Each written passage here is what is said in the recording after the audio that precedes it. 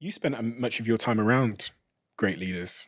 If I think about, you were working for about almost 12 years around people like Bill Clinton and Barack Obama and Michelle Obama. Did you learn anything about leadership from those individuals, from observing them and seeing how they conducted themselves and how they communicated? In the UK, we see someone like Barack Obama as a really incredible leader for many reasons, but I think one of the real standout reasons is his ability to communicate in a certain way, which galvanizes people. And we haven't really seen, one could actually argue that Trump has his own masterful communication skills. It's very different, but it seems to work. You know, did you learn anything from being around these presidents about leadership and So communication? you learn something from all of them. To be president of the United States, whoever you are, that's a feat in of itself. So they all have something. So it's interesting. The one thing I learned is resilience.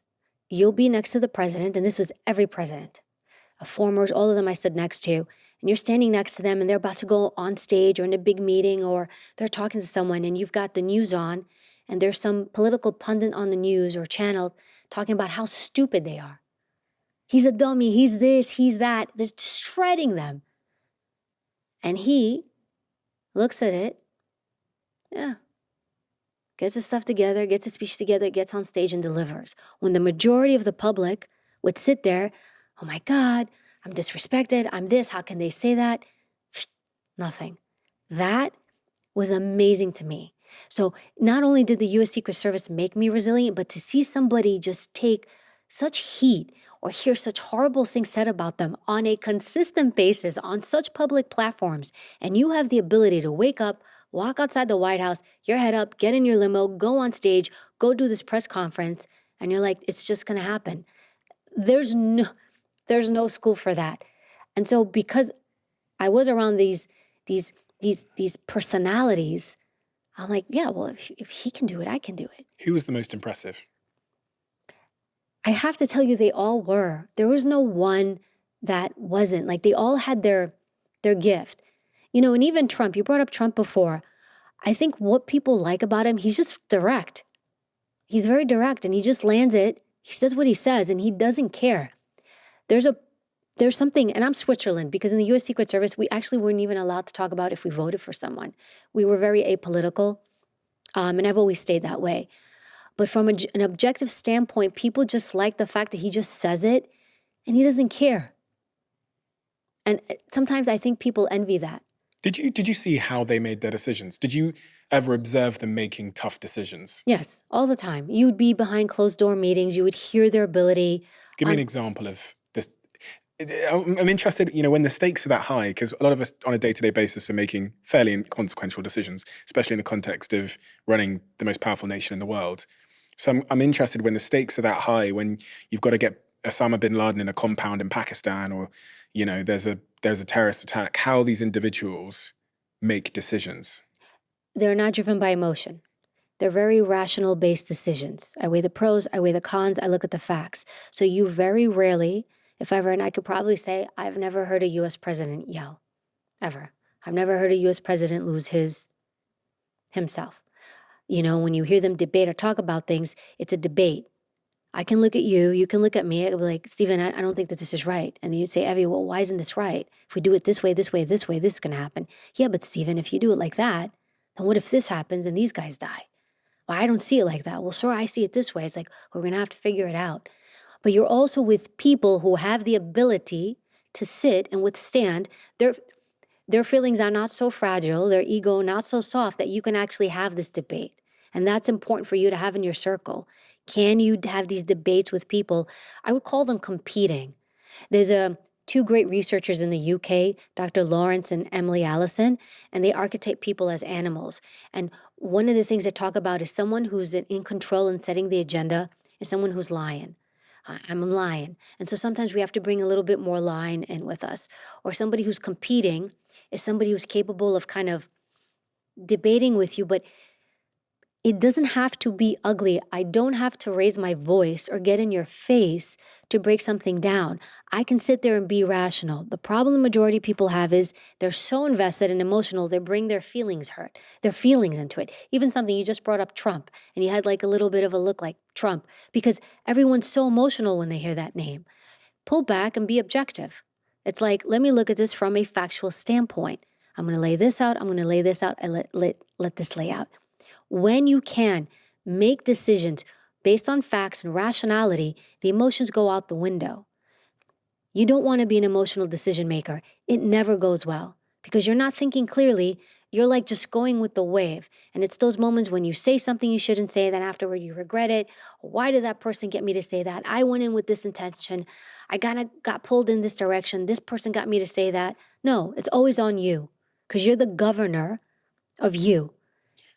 The first time you got exposed to a president and you spent time around a president, were there any things that surprised you? Any things that before then you had a sort of ideas of what they were like and how they behaved that you realized suddenly were like popular misconceptions that most people believe about presidents and so on? I don't know if this is a misconception, but my first time, they call it standing post. It was for President George W. Bush. He's in office. I'm standing post for him somewhere. What does that mean? Oh, standing post is when you're new, you don't get into like the close circle of the president. It's, Evie, here's the door.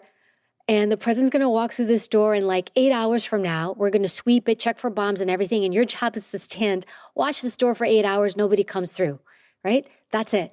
That's called post standing. You secure the perimeter. It's mundane, right? But you do it. It's part of the job, especially when you start. So I have one of my first post standing things. I'm standing by the door and the head agent, the senior agent's coming around checking on us. Hey, you okay? You okay? You need anything? It's briefing us. And the one agent comes and he's like, you're new, right? I'm like, yeah, well, I'm sort of new. I mean, I had started under Clinton, but Bush was my real, I don't know but my real hardcore assignment. And he's like, where's your phone? I said, it's here, sir. He's like, is that thing off or on silent? I said, yeah. He's like, don't let Bush hear your phone go off. And I'm like, what do you mean? He's like, if he hears your phone go off, you're going home. He's like, he doesn't want to hear phones. We want like a respectable environment, a quiet environment. That thing goes off, you're gone. He sends people home. And I was like, what? Why would he get so upset with the phone? I didn't quite understand it. Now I understand it. Because if everybody's doing this and distracted, nobody's focused, there's things going on. It's the energy, the vibration. He was trying to be a leader and set boundaries for the environment he wanted. Everybody present, everybody's focused, nobody's on their phones, no shenanigans. That really stuck with me. And you better make sure I took that thing out, put it all the way down. I was like, the president of the United States is not sending me home. And they're like, he does it. So though that's something like I always remembered, and it's a boundary, and it's just something he imposed throughout the environment. I remember thinking, wow, the president of the United States actually sits and, I don't want to say controls something so minute, but something so small can impact or create this ripple effect of the environment that he is trying to cultivate. Why did you get that job? Because when I was reading through the numbers around how many people sort of apply to do the initial training, and then how many people ultimately get to be that close to these major issues, it seems like very few people get there. Could you quantify that for me? How many people dropped out during training? How many people passed? And how like rare is it to get to the position that you got to?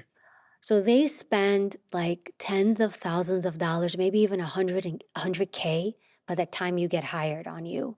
So to understand how they select you, once you get selected, like you've gone through a rigorous process. So for example, I started in the NYPD. When I went in, it was 1,500 of us, and people would just quit left and right, and they wanted you to quit. When I went to the U.S. Secret Service Academy, at that point, it was like 54 of us, but you were hand selected. So one, you apply, and I think they only take 1% of all applications that they get, which is like it's easier to get into Harvard than it is to get into the service. So out of all the applications, they only select 1% to even look at. Then they decide, okay, I'm going to put this person through the process. Then they make you fill in all this paperwork, Stephen. I can't even tell you the amount of weeks it took me. Write essays, how you're going to handle problems. Hey, they'll give you problem scenarios, and they'll say, you have this problem. How would you handle this? And they'll be like, you've been here. What would you do here? And they have you write out essays and break down what you would do. Then your paperwork. So they take your paperwork, they go through all that stuff, then they do background checks on you, criminal checks, background checks. They talk to all your neighbors. When I was in the US, when I was applying, I had studied overseas when I was in college. And one of the semesters I did abroad was in Italy. They sent an agent to Italy to speak to my college professor in Rome to ask him what kind of student I was. So they do such an invasive look into you. You do a polygraph, you take a written test. It's called the TEA exam. I think they've changed it, but it was like, in the US, it's like they call it the SATs. It was the SATs on steroids. That thing was so hard. I thought for sure I failed it. I was like, there's no way I passed this thing. I squeaked through that. And there's all these things. So by the time you get offered, they give you, it's a conditional offer of employment. Evie, you've passed everything. So we're going to let you try to go to training.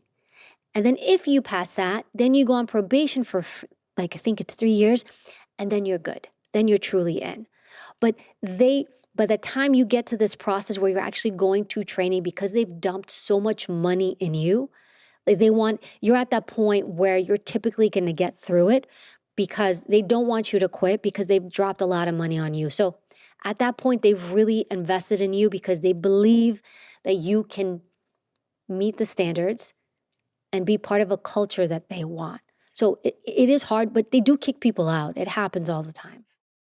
If you love the Diary of a CEO brand and you watch this channel, please do me a huge favor. Become part of the 15% of the viewers on this channel that have hit the subscribe button. It helps us tremendously, and the bigger the channel gets, the bigger the guests.